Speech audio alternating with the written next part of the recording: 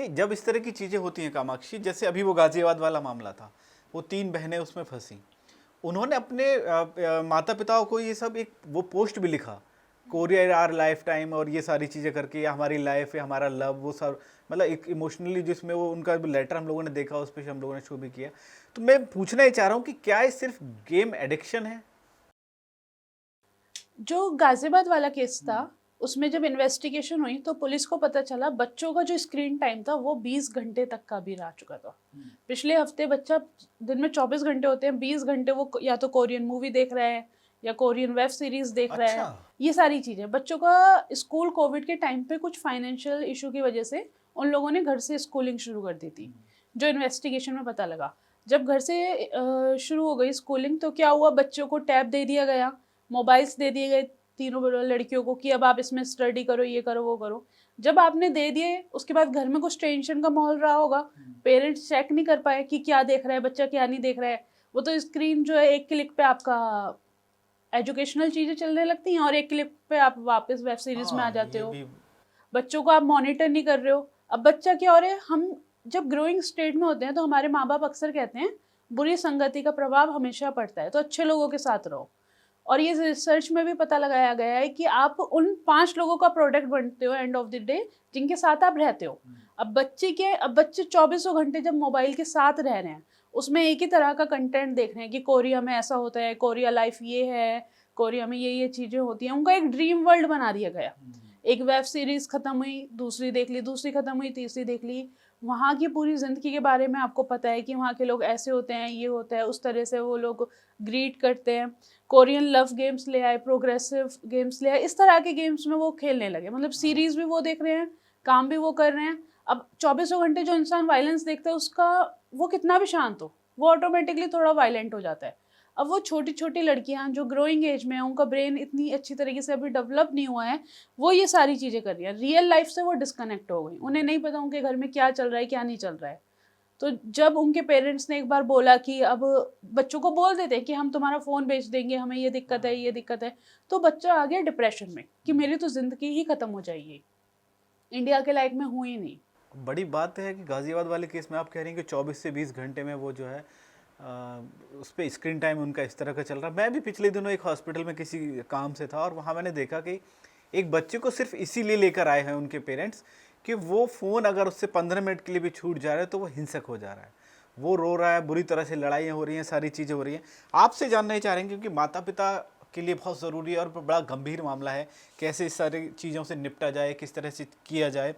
Step by step ये समझाने की कोशिश करिए, समझाइए कि एक तो ये ट्रैप कैसे करते हैं वो बच्चों को, और दूसरा ये कि ये इससे किस तरह से पेरेंट्स इससे बच सकते हैं। जैसे जब हम इंस्टाग्राम चलाते हैं, अगर एक तरह की रील हम बार बार देख रहे हैं तो उसी तरह की रील्स आने लगती है। अब बच्चे को क्या हुआ, कोई कोरियन मूवी की छोटी सी क्लिप आई, बच्चे ने उसमें इंटरेस्ट लिया, उस अकाउंट पे विजिट करा, बाद में उसी तरह की जो क्लिप्स हैं वो उसके अकाउंट पे आती रही। अब हर उसमें एक कमेंट सेक्शन में जाके वो लोग लिंक ड्रॉप कर देते हैं। अब कौन सी चीज़ किस तरह का बच्चा देखेगा वो डिसाइड होता है। अगर बच्चा फाइटिंग वाली चीज़ें देख रहा है तो वहाँ पे उस तरह के गेम्स के लिंक्स ड्रॉप कर देंगे कि ये लो, ये विजुअलाइज है, उस गेम का एडवर्टाइजमेंट वहाँ पे आने लगेगा। उसके बाद जब उन्होंने कैटेगराइज कर लिया कि अच्छा ये बच्चा जो है ये लोनली फील कर रहा है, ये बच्चा जो है ये थोड़ा वायलेंट है, तो उसी को उस तरह की डोज दे दी, उसी तरह के गेम्स का जो है वो लिंक प्रोवाइड कर दिया गया। और एक बार उस तरह के गेम्स का लिंक बच्चों तक पहुंच गया, बच्चों ने गेम डाउनलोड करा, तो वो धीरे धीरे उसको क्या करेंगे, फिर एक अचानक से उनके इंस्टाग्राम पे पॉपअप आएगा कि आपको अगर इसमें फ्री लाइफ चाहिए, क्योंकि होता क्या है जनरली गेम्स में कि अगर आप आउट हो जाते हो तो आपको कुछ टाइम का ब्रेक मिलता है, उसके बाद आपकी लाइफ जो है फिर से आ जाती है। जैसे होता है ना कि आप 3 बार खेल लिया तो आप आउट हो गए, अब आप नेक्स्ट चांस में 30 मिनट बाद, 40 मिनट बाद तब आपको दूसरी लाइफ मिलेगी।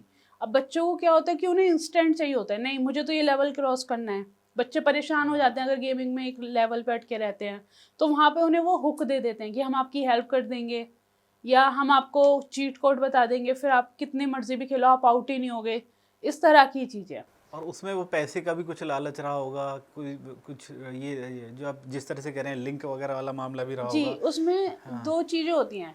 जैसे जो बच्चा वायलेंस वगैरह टाइप है, जो बहुत ज़्यादा गेम को एडिक्ट कर रहा है, पबजी जैसे, फ्री फायर जैसे, इस तरह के गेम्स को जब बच्चा एडिट कर रहा है, अपना बार बार जाके देख रहा है उसे, तो क्या होता है, तो उन्हें बोला जाता है कि आप डायमंड्स खरीद लीजिए, ये खरीद लीजिए, उसके लिए आपको वो मिलेंगे, पॉइंट्स मिलेंगे, लेकिन ये खरीदने कैसे हैं, तो वो उसे रास्ता भी बता देते हैं कई बारी कि आपके फ़ोन में यूपीआई है या नहीं है। हाँ। जैसे बच्चा पेरेंट्स के फ़ोन में खेल रहा है तो उसमें यूपीआई का ऑप्शन है तो ठीक है, वरना एक काम करो, इस तरीके से पापा का क्रेडिट कार्ड ले लो, उसमें हमें डिटेल्स दे दो, हम अपडेट करके भेज देंगे, उनको नहीं पता लगेगा कि शुरू में बोलते हैं 250-300 रुपए की बात है वो, तो वो बच्चे को खुद वे आउट बताते हैं। अच्छा, गेम से शुरू हुआ सिलसिला जो है धीरे धीरे घर के पैसे और इन सब चीज़ों पर भी जा सकता बहुत सारे केसेस आते हैं ऐसे जिसमें बच्चों ने घर के पैसे चोरी कर लिए होते हैं।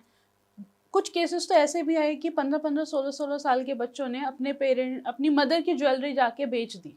ओह। सिर्फ गेम्स में फ्री आईडी पाने के लिए, लेवल अप करने के लिए। इस तरह से ये बच्चों को मैनिपुलेट करते हैं। हाँ, अभी तो दिनों मैंने एक केस भी देखा था, वो जो बच्चा घर से धीरे धीरे लगातार इसी गेम के उसमें पैसे और वो सारी चीज़ें ले जा रहा है। एक दिन जब उसके घर वालों को ज़रूरत पड़ी और उन्होंने देखा कि घर के पैसे जहाँ रखे हुए हैं पैसे नहीं है, तब पता चला कि वो बच्चे को गेम की एक लत लगी हुई है और वो किसी ट्रैप में फंस के सारे पैसे घर के अब तक अ, तबाह कर चुका है, बर्बाद कर चुका है घर की सारी संपत्ति। अच्छा, ये एक सिलसिला भी है। ये सिलसिला है, वो पहले ट्रस्ट डेवलप करेंगे, फिर बातचीत करेंगे, फिर ग्रूमिंग करेंगे कि इस चीज़ को तो हम ही समझते हैं और कोई नहीं समझता है। फिर नेक्स्ट स्टेप आएगा, वो उनसे इन्फॉर्मेशन ले लेते हैं कि तुम कौन से स्कूल में पढ़ते हो, पेरेंट्स क्या करते हैं, क्योंकि आपने देखा होगा जो मैक्सिमम गेम्स होते हैं जैसे पबजी हो गया और रॉब्लॉक्स हो गया, माइनक्राफ्ट हो गया, बहुत सारे गेम्स ऐसे आ रहे हैं आज की डेट में जिसमें आप किसी स्ट्रेंजर से बातचीत कर सकते हो, आइदर थ्रू चैट या फिर ऑन कॉल, वॉइस नोट, इस तरीके से आप बातचीत कर सकते हो। तो वो बच्चे को ना एक प्रॉपर ग्रूमिंग करते हैं, उससे इन्फॉर्मेशन सारी लेंगे कि अगर तुम्हें लेवल अप करना है तो अपनी इस फॉर्म भेजना है, उसमें अपनी सारी पर्सनल इन्फॉर्मेशन डाल दो।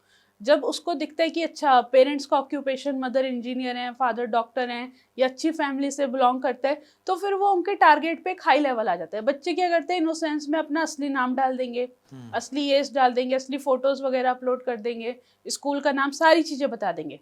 उसके बाद फिर उनकी ग्रूमिंग जब स्टार्ट होगी तो वो उन्हें बोलेंगे कि मैं ही तुम्हें समझता हूँ, क्योंकि सामने वाला इंसान जब ये देख रहा है कि किसी का बच्चा 5 से 6 घंटे गेम खेल रहा है, तो डेट मीन्स कहीं ना कहीं पेरेंट्स, फैमिली उसे टाइम नहीं दे पा रहे हैं, तो वो कहीं ना कहीं उसमें वो लोनलीनेस तो है ही उस एज में। हाँ, फिर वो इमोशनल अपना उनका टारगेट शुरू हो जाएगा। फिर वो जानबूझ के फैमिली से और दूर करते हैं, कुछ ऐसी कहानियां बता देते हैं कि मत जाओ, वो लोग तुम्हें नहीं समझेंगे, उनसे बता के कोई फ़ायदा नहीं है, वो अगेंस्ट हो जाएंगे, बुक्स के नाम पे पैसे मांग लो, ऑनलाइन कोर्स के नाम पे पैसे मांग लो। फिर वहाँ से शुरू होगा कि अब आप अपनी क्या कर रहे हो, मुझे सेल्फी भेजो। जब बच्चे सेल्फी वगैरह भेजने शुरू कर देंगे तो उनकी फोटोज को मॉफ्ट कर दिया जाएगा। इस तरीके से जो है चीज़ें स्टार्ट होती हैं, और कई बार इसका रिजल्ट होता है या तो घर में चोरी कर देते हैं बच्चे, या फिर वो जब उन्हें कोई रास्ता समझ नहीं आता वो बहुत अकेले हो जाते हैं, क्योंकि एक तो वो ऑलरेडी अकेले हैं, इतनी बड़ी गलती करने के बाद उन्हें सिर्फ एक सुसाइड वाला ही रास्ता दिखाई देता है। तो ये एक ऑर्गेनाइज्ड नेटवर्क जिसे कहते हैं, उस तरीके से काम करता है।